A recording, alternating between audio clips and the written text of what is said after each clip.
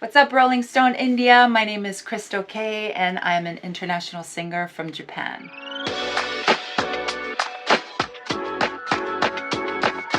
I started off when I was 13 years old, and before that, I started singing commercial jingles from when I was 4. So I had already started working, but I was lucky enough to become professional once these 2 specific commercials got in a lot of calls asking who it was, and we just turned that into a full song, and that became my debut single, Eternal Memory. So I was very lucky, but my journey started sound wise. I was very R&B and hip hop, and it was 1999, so it was around the time where R&B and hip hop underground music was becoming more mainstream. And so my sound was that style, and then people started catching on. And then I got this tie-in, a theme song for this very big, it turned out to become a big TV drama, a drama series. And from that song, the song is called Koi ni Ochara, that was very much more bubblegum, kira kira, shiny, very J-pop style. But because of that song, I became more known in the mainstream market.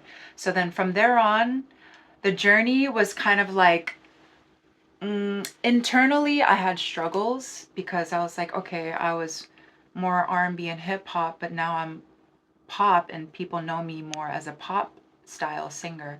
So I would have to kind of integrate the 2 worlds.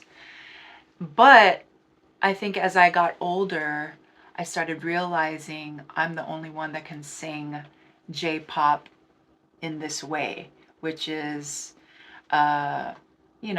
very well. The song and the sound can be, or the melody would be J-pop, but then because of my multicultural background and growing up listening to a lot of American or R&B or funk and soul music because my parents, my singing style or my voice would be very R&B. So it'd be this cool, unique mixture of, Americanized R&B and hip hop with a J-pop sound.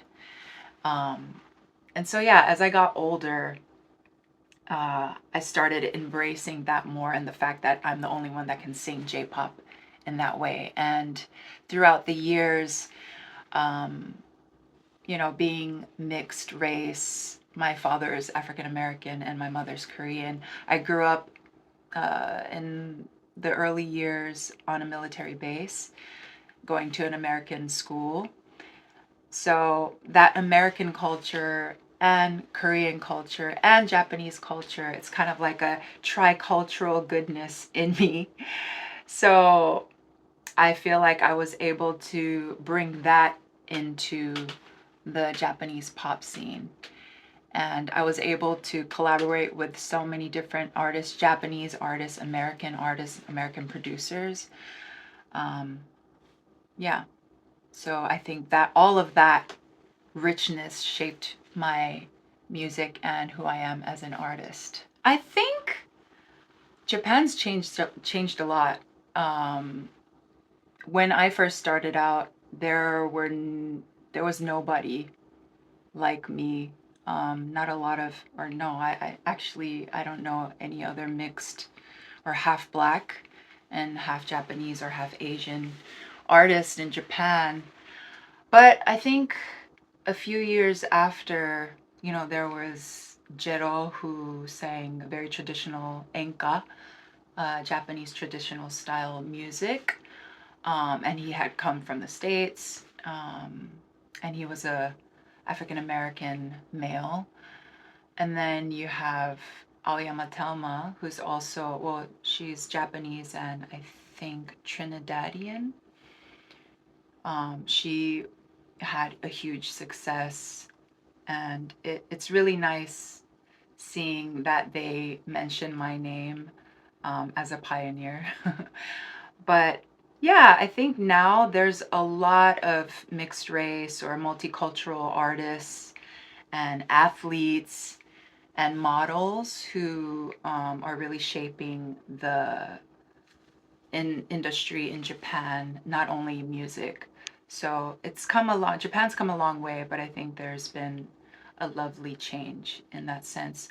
And also with, the boom of K-pop, I think people becoming uh, more and more in tune with songs that are sung in not only in Japanese but in Korean or English. It's become more natural, and I think the young generation, their ears have adjusted to international music thanks to K-pop. Um, yeah, everyone's just normally listening to English and Korean and Chinese sang songs. So I think that's awesome. What still needs to be improved? I think maybe the speed. Um, although international songs are coming into the J-pop or Japanese charts, I think there can be more sped up process of, yeah, I think it can be sped up a little more. And I think Japan needs to make YouTube more available abroad because I'm hearing a lot of J-pop or even anime fans that they can't watch Japanese music videos on YouTube because they stop the access. I don't know why. It makes no sense. They should really open that up and have that available so more people can, be in touch with J-pop or just um, all the artists from Japan. When I first started out, I was really focused on technique and my music sounding Western as possible. I grew up listening to, the US Top 40 or, whatever my parents were listening to, old funk, pop, soul music records.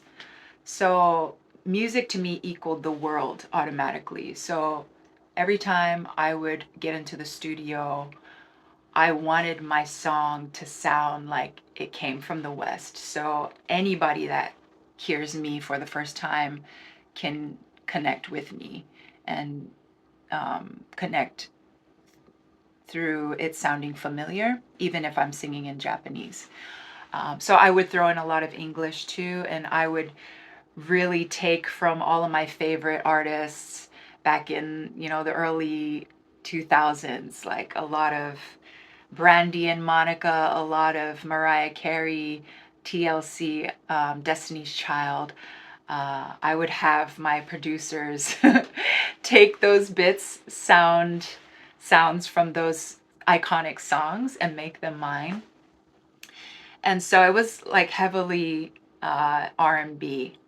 And then once the pop influence started, because of the song and the success of Koi ni Ochitara, which was very J-pop sounding, we started incorporating more, J-pop melody focused sounds and melodies. And I just made it mine. So, and then, you know, I think as a youngster, being more focused on technique and runs, stuff like that, I think I became more interested in being more involved in the process. So I started writing and co-writing more. And that way I felt like the song became more of me, and I was able to connect more and more with my fans and the audience and whoever's listening because it came from me. The lyrics came from directly from me. Um, and yeah, I think I've always been pretty eclectic. So whatever sounded good to me, I would incorporate. So it didn't only have to be R&B. It could have been funky. It could have been rock. It could have been, dance, EDM. I think along with the the times, I also evolved. So I would have, one of my albums was mostly dance music. So I just had fun evolving and trying and experimenting in a lot of different sounds. A key moment. Oh, this is getting long. A key moment, I think, was working with M-Flow and Taka Takahashi, who's the producer of M-Flow. I believe they are the pioneers of, very Western, English driven music and songs. They were, I think, the first ones to really just unapologetically incorporate very Western, sometimes maybe experimental, but yeah, very West heavy pop and hip hop and R&B sounds to their tracks and to their songs. And Verbal is an amazing rapper. And I don't think anybody was rapping like Verbal back then with, perfect Japanese, perfect English. And Lisa with those amazing vocals. So it was just like a magical goodness, a magical group and flow. And working with Taku, he really opened me up and making me feel more confident in embracing the English and the American side of me. It was insane collaborating with the living legend Lionel Richie. I couldn't believe it when I heard that he wanted to sing Endless Love with me for his self-cover album Tuskegee. Oh my God. We recorded separately, but then I had the honor to go to LA and shoot the music video with him in his home in Beverly Hills. The schedule was crazy and we got stuck on a messed up flight in Orlando. So we didn't know if we could actually do it, but he okayed the changed schedule. And so we flew in after being stuck because of a hurricane in Orlando. And he was just the sweetest, the coolest, the most funniest, down to earth person ever. Did my hair and makeup, and we went to his house right away. And then, bam, we just started filming. And he's just a pro through and through. We finished shooting it, and then he's like, hey, do you want to go to lunch? So he took us to lunch. And then he even took me to his favorite hair salon. And we got because we have similar, curly hair. So that was kind of a surreal moment. But yeah, to just be able to sing that iconic song he sang with Diana Ross, Miss Diana Ross, Lionel Richie featuring Crystal K. What? That is crazy. That's an eternal bragging moment for me. Also, being produced by the legends, Jimmy Jam and Terry Lewis, that was also a wow moment of my career. My idol is Michael and Janet Jackson. And when the label told me that we're flying to LA to record with Jimmy and Terry, I was just like, are you guys serious? That was like a moment. They birthed so many hits, so many iconic songs, all of, Janet's hits, New Edition, Usher, like the list goes on. And for me to be in the studio with them and creating, it was so much fun. They produced one of my favorites, Kirakuni, which is also a big favorite amongst my foreign fans. That was my first all English single, actually. It's in streaming jail right now. I've been trying to, do something about it, but we're still working on it. But yeah, and then from then on, they produced 3 songs for me, and now we're like family. I performed with them at the Philadelphia Jazz Festival with them last year, and yeah, we're just in touch and we call and talk on the phone like we're family, which is still crazy. So I'm just like, what is life? I would have to say just expanding more and more of my music to the entire world. I mean, thanks to streaming now, everyone can listen to my releases wherever they are. But I think I'm really excited to be more active abroad, not only Japan. I would love to perform and collaborate and be more exposed in Korea. I'm learning Korean right now. So, you know, singing not only in English and Japanese, but in Korean, and just getting more and more in touch with my Korean heritage and the culture and all the amazing artists. And also doing the same thing in the US and the rest of the world.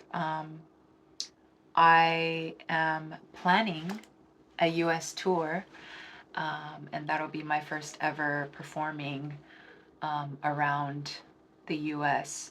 So, yeah, just making music until I get old and wrinkly and performing more and more abroad. And also, not just music, but acting. I've always been interested in acting. Um, so I really want to broaden my performance uh, mediums.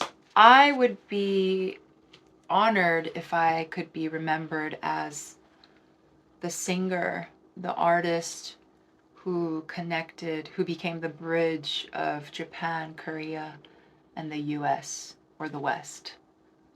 That bridge.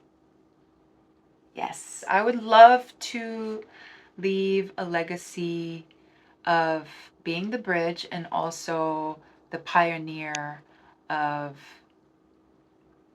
mm, being the first half black, half Korean, born and raised in Japan singer that's open